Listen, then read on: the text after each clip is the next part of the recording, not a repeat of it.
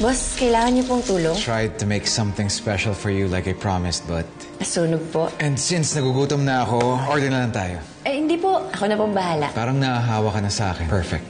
You have something on your face. Brandon?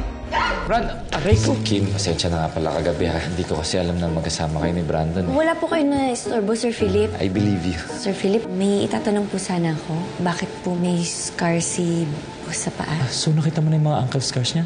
And cut! Ayusin ko lang po yung pants. Anong ginagawa mo? You don't need to do Next that. natin, Sir Cyrus, nagbabasa kayo ng novel nyo. Medyo maaraw lang, ha? Araw man, the heat direct. Namiss ko nga init eh. Kasi minsan nagsi-0 degrees kami sa Berlin. Kaya niyo po yung lamig? I love the winter. Hindi naman ako ginawin. Nung nahanap namin siya, nanginginig siya. Ginawin pa naman yun, kaya madaling magkasakit.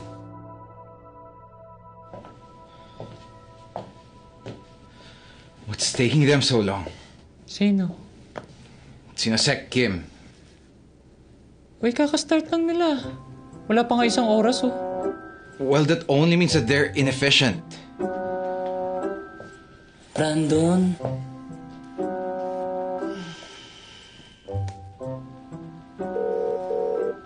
Hello po, Boss BMC. Jordy, kasama mo ba sinosek Kim? Medyo malayo po siya sa akin eh. Pero pwede ko po siyang tawagin. No. This is fine. She's my eyes and ears shoot. Kaya ayoko siyang istorbohin. Busy ba siya? Busy po eh. Anong ginagawa? Magkausap po sila ni Sir Cyrus ngayon. Anong pinag-uusapan nila? Hindi ko po alam eh. Medyo malayo po sila sa akin eh. How close are they to each other? Ano po? You know what? I-video call mo lang so I can see. Sige po.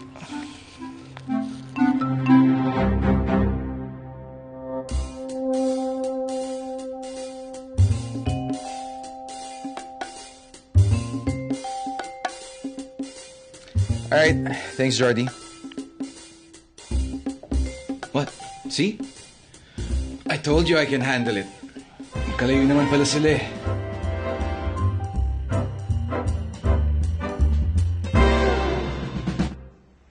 Pasensya ka na sa dinagdag na trabaho, ah.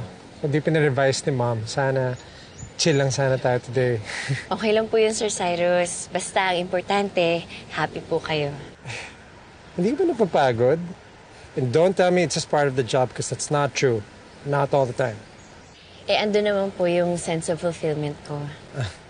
Yung inuuna mo yung ibang tao bago ang sarili mong happiness? Hindi naman po kayo ibang tao sa akin, Sir Cyrus. Tinulungan niyo po ako dati, di ba?